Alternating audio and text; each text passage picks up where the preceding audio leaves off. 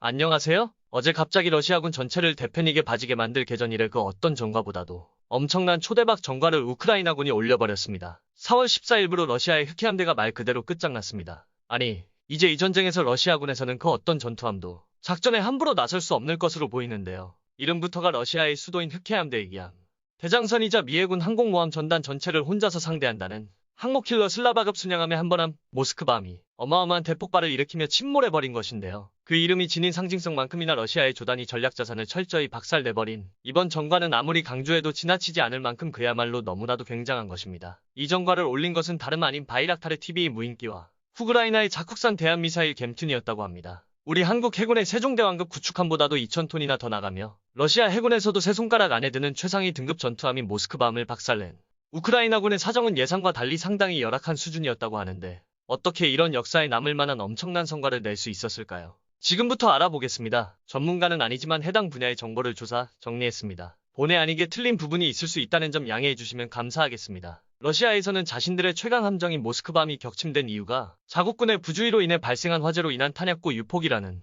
말도 안 되는 주장을 하고 있습니다. 승조원을 전원 구조했다는 말도 안 되는 거짓말도 함께 곁들이고 있는데요. 그러나 진실은 달랐습니다. 흑해함대의 기함이 모스크바함과 함께 흑해함대의 전투함들은 우크라이나 지상의 순항미사일 공격을 퍼붓기 위해 해상으로 나와 있었습니다. 현재 흑해 쪽의 기상은 초속 10m 이상의 강풍이 불고 있어 오데사의 상륙함정을 띄울 수 없을 정도로 좋지 않은데요. 현지 시각으로 2022년 4월 13일 우크라이나 측은 흑해에 악화된 기상 상황을 틈타 미클라이우 방면에서 바이락타르 TB 무인 공격기들을 띄웠습니다. 무인기들이 공격해 오자 러시아 해군의 시선은 모두 이쪽을 향하게 되는데요. 모스크바함은 함대 공용으로 개조된 S-300을 64발이나 탑재한 거대한 대공 미사일 플랫폼이기에 러시아의 함정들 중 유일하게 함대 방공이 가능한 함정이며 동시에 지상 발사 대한 미사일 사거리 밖에서 타격할 수 있는 함정으로 만만하지 않을 것이라 예상할 수 있습니다. 그러나 사실 며칠 전부터 우크라이나 해군 항공대에서는 바이락타르 TB-2 무인기를 동원해 러시아의 해군 함정들과 치열하게 교전하고 있었습니다. 이에 바이락타르 무인기들이 모스크바함의 함대공 미사일을 모두 소진시켜버렸다는 주장도 있고 단순히 시선을 집중시켰다는 주장이 있지만 어느 쪽으로 보나 모스크바함의 함대 방공에 빈틈이 생긴 것은 분명했습니다. 그 사이 오데사 방면에 대기하고 있던 우크라이나군은 4발의 우크라이나 자국산 넵튠 대한미사일을 발사했고 그중 2발의 넵튠 미사일이 단번에 모스크바함의 좌연을 뚫고 들어가 버렸습니다. 충격적이지만 이 사진처럼 러시아 해군의 탄약고 관리는 엉망 그 자체이며 이런 곳으로 대한미사일이 뚫고 들어갈 경우 어떤 일이 발생할지는 뻔하겠죠. 안 그래도 모스크바함은 혼자서 미해군 항공모함 전단을 상대하겠다며 지나친 과무장으로 도배되어 있는데 유폭이 일어난다면 엄청난 폭발을 일으키며 밤하늘을 대낮같이 밝힐 것입니다. 역시나 현지 시각으로 4월 14일 우크라이나 측에서는 러시아 해군의 슬라바급 순양함 한번함인 모스크바가 오데사 근해에서 우크라이나제 넵튠 대한미사일 2발을 맞고 대파되었다고 보도했습니다. 그리고 이 발표 후 몇 시간이 지나지 않아 러시아 측에서도 모스크바함이 화재 이후 탄약고 유폭을 일으켰고 승무원들이 모두 대피했다고 인정했는데요. 슬라바급 순양함의 한번함인 모스크바함은 양현 측의 P-1000 불칸 미사일 발사대를 8개씩이나 달아놓은 미친 물건인데 이 때문에 속면 피격 즉시 유폭이 발생하기 쉽고 이만한 개대 미사일이 유폭할 경우 사실상 손상통세 따위를 생각할 때가 아니게 됩니다. 결국 현지 시각으로 4월 14일 오전 1시 5분 모스크바함으로부터 SOS 신호가 발신되었고 오전 3시경 모스크바함은 54명의 선원만을 남긴 해 485명의 승무원과 함께 캄캄한 바닷속으로 침몰했다고 터키와 루마니아 측이 발표했습니다. 하필 이날 기상 상황도 무척 안 좋은 데다 수온마저 낮아서 더 이상의 구조 작업으로 인한 생존자는 없었다고 하는데요. 현재 러시아 흑해함대의 사령관인 이고르 오시포프 상장의 행방에 대해서는 모스크바 순양함과 함께 가라앉았다는 설과 함께 러시아에서 체포되었다는 설이 함께 나돌고 있는 중인데요. 놀라운 점은 이 같은 전과를 올린 우크라이나군이 공식적으로 보유한 넵튠 대한미사일의 발사대는 단 1대뿐이라는 것입니다. 전쟁 이후 급하게 발사대 몇 량을 추가 배치했다는 설도 있기는 하지만 공식적으로 확인된 바가 없는 상태인데요. 바이락타르 무인기들이 모스크바함대의 시선을 빼앗았다고는 해도 단 한 번의 공격만으로 흑해함대의 기함을 침몰시키다니 정말이지 역사에 남을 만한 전과입니다. 우크라이나 군의 치밀한 준비. 우크라이나 측은 이번 공격을 며칠 전부터 아주 지밀하게 준비하고 있었다는 점이 소름 돋는 부분입니다. 지난번에 우크라이나는 베리앙스크에 정박한 러시아 흑해함대 소속의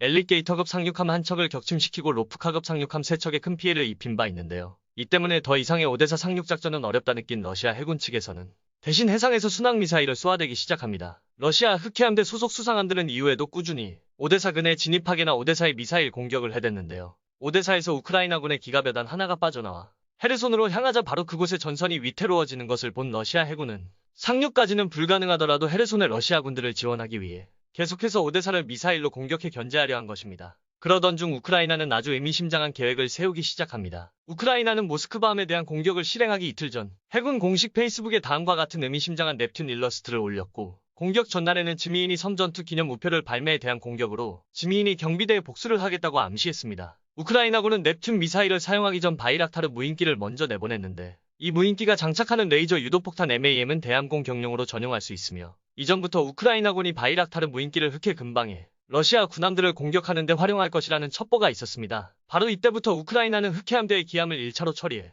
러시아군의 지휘체계를 붕괴시켜 버리고 수상함의 활동을 제한시킬 계획을 짠 것인데요. 러시아를 상징하는 모스크바함은 이전에 지미인이 섬 공격을 주도했던 함선이기도 한데, 우표에서 이에 매한 복수를 예고했듯 바로 이 흑해함대의 수장이 타고 있는 기함을 제거해버리고 여론전에서 승리하는 기회로 삼기 위해 치밀하게 공격을 계산해 왔던 것입니다. 이번 공격을 통해 러시아 해군은 그 설계 사상 자체에 크나큰 문제가 있고, 모스크바함 자체에도 심각한 약점이 있다는 것이 밝혀졌는데요. 넵튠이 엄청난 지대함 미사일인가 하면 호런 것도 아닙니다. 넵튠 대함미사일은 카이너스 35 우란 대함미사일을 기반으로 제작한 아함속 대함미사일로 서방 측의 하품과 동급인데요. 따지고 보면 이내 쏜 것이 우리 해군의 해성 대함미사일이었어도 충분히 모스크바함을 침몰시킬 수 있었다는 것입니다. 이에 대한 자세한 이야기는 다음에 따로 편성해 집중적으로 확실히 비판해야겠습니다. 향후 러시아 해군의 전망. 사실상 지난 두 번의 미사일 공격과 이번 공격으로 인해 흑해 함대는 끝장났다고 봐도 과언이 아닙니다. 흑해 함대는 이미 3월 24일 벨양스에서 우크라이나군의 타크 전술 탄도미사일을 4척의 상륙함이 대파당했고, 어드미럴 그리고로비 지급 호위함을 비롯한 또 한 척의 호위함이 지난번 넵튠 대함미사일의 공격에 의해 심한 손상을 입었습니다. 우크라이나는 아직 사정거리 300km 정도의 넵튠 지대함 미사일을 가지고 있는 데다 사정거리 100km 정도의 타크 유 전술탄도 미사일도 가지고 있습니다. 게다가 대형 무인 정찰기인 투-141 또한 사정거리 1000km 수준의 순항미사일로 개조하고 있죠. 게다가 최근 영국이 우크라이나에 대한미사일을 제공하겠다고 밝힌 상황이기에 우크라이나의 대한미사일 전력은 갈수록 더 보강될 전망입니다. 반면 러시아 쪽은 유일하게 함대 방공이 가능하면서 동시에 지상발사 대한미사일의 사거리 밖에서 공격할 수 있는 전투함인 흑해함대의 기함 모스크바함을 잃었습니다. 아직 러시아는 두 척의 슬라바급 순양함인 어드미럴 유스티노프함과 발야감을 가지고 있지만, 이들은 현재 터키 측에서 보스포러스 해협을 차단해버렸기에 증원을 올 수가 없는 상태입니다. 현재 러시아 해군의 유일한 항공모함이자 최종 보스처럼 여겨지는 어드미럴 쿠즈네초프급 중앙공순양함은 2018년 사고가 발생한 탓에 아직도 수리 중이며 설령 밖으로 나온다고 해도 제대로 된 작전 능력을 발휘할 수 있을지 장담할 수 없는 상태입니다. 이 때문에 현재는 러시아의 키로프급 핵 추진 순양함이 러시아 해군 전체의 기함구 역할을 하고 있지만, 문제는 현재 이것 또한 부해에 갇혀 나오지 못하고 있는 상태라는 것인데요. 현재 러시아 흑해함대 중 함대방공은 둘 패치고 스스로를 지키는 개함방총이라도 가능한 것은 고작해야 3에서 4척의 3000톤급 호위함뿐입니다. 현재의 흑해함대로는 5대4 상륙작전을 수행하기는커녕 최악의 경우 우크라이나의 대한미사일 추가 공격으로 인해 과거 구레포 공습에 버금가는 엄청난 피해를 입게 될 것을 우려해야 될 판인데요. 물의 군함 공습이란 태평양 전쟁 말기인 1945년 7월 24일에서 28일간 일본의 사군항 중 하나인 구레항이 스남마있던 부일본군 해군 연합함대 잔존 전력을 섬멸시키기 위한 미영 연합군의 고속 항공모함 기동부대의 대규모 공습작전을 말합니다. 이 공습으로 전쟁 후반까지도 세계 제3위의 해군력을 자랑했던 일본 해군의 수상함대는 사실상 전멸해버렸는데요. 현재의 흑해함대에게 있어 유일하게 활동이 가능한 것은 바닷속에 숨어 다니는 잠수함뿐, 다른 수상 전투함 전력은 사실상 전멸한 것이나 다름없는 상황이 되었습니다. 흑해함대가 모스크바함을 잃었다는 것은 흑해뿐만이 아니라 우크라이나 동남부에서부터 크림 반도에 이르기까지